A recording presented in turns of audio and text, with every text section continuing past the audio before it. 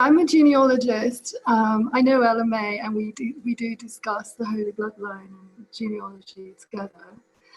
I live in the sacred south of France. Again, it's Cathar country. I'm a poet, a writer. I've contributed to books. I'm a content creator on social media, and I have long been absorbed on my spiritual journey, which the major part was inspired by my having dwelt long in India, which is where I went when I was 18 years old. The Indian spirituality has never been covered over by the Abrahamic religions that our own people adopted from the Middle East. And this, I think this permits me a kind of fresh perspective when I then come to find myself in sacred places of Europe, like Glastonbury, where I also lived for many years, where Jesus had come to visit when he was a youngster. And now where I live in the south of France, where Mary Magdalene stories abound. So for me, when I tune in to Mary Magdalene, she aligns to the Black Madonnas, to Isis, and to Kali, and to the great feminine wisdom, which has been over time obscured from us by the patriarchy. It was my good fortune to spend a long time in India and to come to know the goddess there, from Radharani, the great lover of Krishna, to Kali, the universal mother of all. I do like to compare my experiences here to what I have known in India. And when I think of Mary Magdalene, I kind of compare her to Radharani, who, for the love of the divine, had no care for her own reputation or society's constructs, ever dancing in blissfulness with her beloved. That they portray the story of the divine couple, as did Krishna and Radharani in the East. That is the story of the love of the god and the goddess. And this was what was also between Jesus and Mary Magdalene. In the south of France, where I have now lived for very many years, we know that there existed the Cathars. They were a spiritually evolved people who were ahead of their times. They were labeled as heretics by the established church. And they were kind of like, well, on the one hand, I think they were like medieval Zoroastrians with their sense of the duality of two great powers. And they were also rather like the Jains in India, because they were very much on the path of purity, as are the Jains, who follow the path of vegetarianism and ahimsa, which is to live peacefully and not engage in violence. They are the carriers of a divine energy, which is passed from one being to another. It's a spiritual activation, as is known in India, between guru and disciple. They knew of Mary Magdalene's divinity. They knew that she was the beloved of Jesus, but this was a secret knowledge. That's the theory. In general, we as Europeans, under the sway of the established church, have been fed a more traditional perspective of Mary Magdalene, which is that she is a sinful woman who was nevertheless accepted by Jesus, who with her loose, long hair wiped the fragrant oils she had massaged onto Jesus' feet. The intimacy hinted at by this act and by the kiss mentioned of in the scripture has led to, in France, the development of the story of them having been lovers.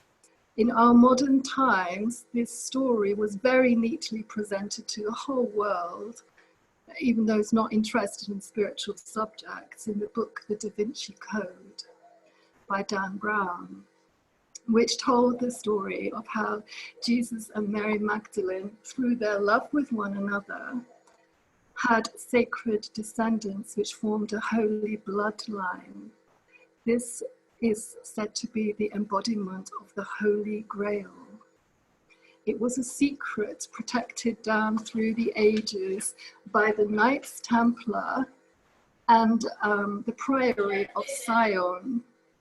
This story in itself derived from a cult classic 70s book, The Holy Blood, Holy Grail, the brainwave of an English gentleman who still lives locally, who I am friends with, who's Henry Lincoln.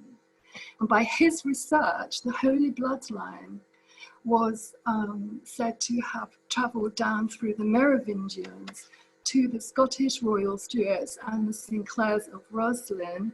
Like Ella May, I am also of this holy lineage, of the Holy Bloodline. That's why it's particularly interesting to find myself in the south of France, where it's a very popular theory. It is through my mother's ancestors. They were in the Shetland Islands, the Orkney Islands, and the castles of mainland Scotland.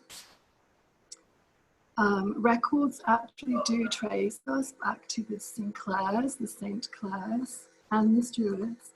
And not only that, but my DNA has been tested and compared in archaeogenetics to ancient skeletons, and has been found to have matches to the Merovingian royalty. It's due to Henry Lincoln's work that there has been a revival of interest in this ancient secret, which once is said to have been known by the Cathars, which the church ever sought to silence and obliterate. This behavior of the church has been the way of all the Abrahamic religions, which have chosen to suppress all knowledge and memory of the goddess, and have God going solo, and then Jesus also going solo. These Abrahamic religions of Judaism and Christianity and Islam. Of these, Christianity at least permitted us female saints. Mary Magdalene is one of these saints, although her true high status in the church has been lost. And of course, we have Mother Mary with baby Jesus, which actually, even this symbology has been lost to us in Britain because of the development of Protestantism. They present on a folk level a nurturing, compassionate love. Mother Mary, pray for me, and there being miracles of healing attributed to her. So I relate back to India, which retained the goddess in all her many forms. She is seen to be so much more complex than just a loving nurturer. She oversees the arts, music, literature, creativity as the goddess Saraswati. She blesses us with good fortune and beauty as the goddess Lakshmi. She is the entire universe, both the creation and the end of all time, as the goddess Kali. She is Shakti, the spiritual power and the bliss. Therefore, one can understand that she was so much more originally than a mother, a saint, or a repentant sinner, as we have been permitted to experience her by the Christian Church. And of course, we question this imagery presented to us of the sinful woman, the whore. Really, she is, as the divine feminine, the cosmic lover of all, and has been revered for this. and only in later patriarchal eyes was regarded as the sinner in need of man's redemption.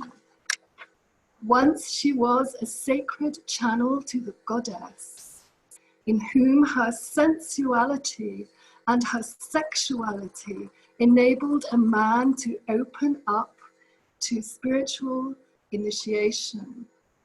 In some way, this imagery has been attached to Mary Magdalene, and it is even part of her attraction.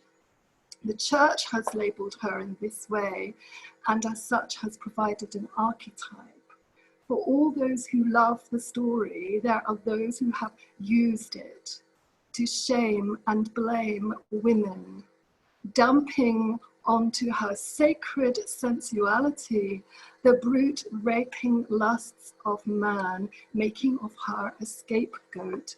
In this, she manifests the experience of all women, when really she is of noble birth. She is a spiritual icon in her own right, and she is the beloved of Jesus, in one stroke demeaned and slandered. We know this was begun even in her time by the disciples of Jesus, who wished for their own glory and were jealous of her. But even then, there were still esteemed wise women in the times of Gnosticism. They ran their own philosophical schools and had followers. The Gospel of St. John is, as we've heard, said to be adapted from one of their teachings, and it is thought to be even the words of Mary Magdalene herself. That's already been explored. What's going on here? As with everything in life, there are narcissistic elements which usurp and seek to profit by all that has arisen in beneficence and wisdom. And this is a continual struggle, not just on the material realms, in families, in professions, but also in the spiritual world. The authentic versus the fakery, that which pursues divine status and control and power and money and demeans all that threaten this imposed fantasy. So these currents are always there. And there should be awareness and consideration of them. We need to look at that. Whatever has been Mary Magdalene's majesty has surely been diminished and hidden by the narcissistic urge. This is why in my writings, I often refer to the hidden goddess, who, although all around us, within and without, is unrecognized. We do access her through clues and through symbols, and Mary Magdalene is one of them. The Black Madonnas are, and every saint of every sacred spring. We have a spring near to where I live.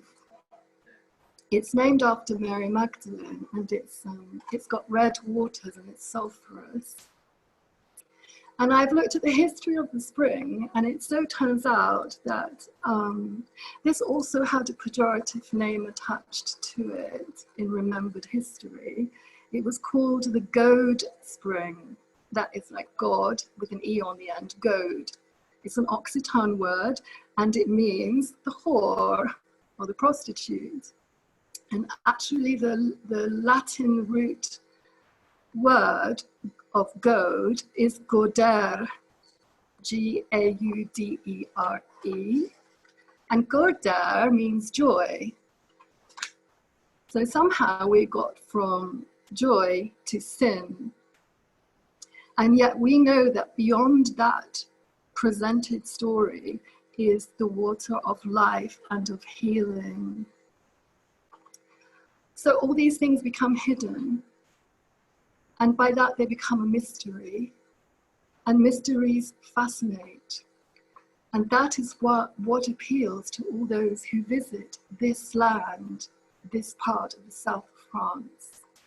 They come here and they see these clues and these symbols. They're attracted to the Holy Grail, the Black Madonna, the lost treasure, the holy bloodline.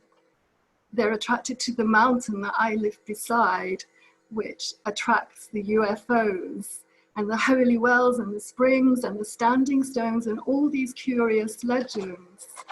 And whatever we can define of any of these, according to available information, it is sure the origins are so much richer and more magical and deeply meaningful. People come here on a quest. They sense there is something important to discover. And maybe that is indeed the hidden goddess. But they don't know what they're looking for. Their soul does know, but the mind does not. And they go and they look in many caves and they're seeking for treasure. And she is that. She is of the soul. She awakens the magic. In this area, the locals knew the goddess by the name Nor. I've mentioned this in former talks. And Nor was a goddess of light. The name Nor in the Eastern languages means light. And her altar is the very mountain of Bugarash, which I live beneath, upon which nature has itself etched a shape of her as a grand goddess with wings outstretched, just like Isis. Naturally, this is another site of which so much glory has been forgotten, which is waiting to be rediscovered. That's what we do. All these stories lead us to tuning into the soul and to understanding that all life is sacred. And by this, one can journey through all life's trials and into and through death itself, trusting that we are all eternal and divine. To arrive at this space, one reawakens the goddess, and Mary Magdalene is one of the pathways to this. Yes, we are children of the goddess. We are also the goddess herself, in multiple, unique manifestations, exploring all that is potential in this universe.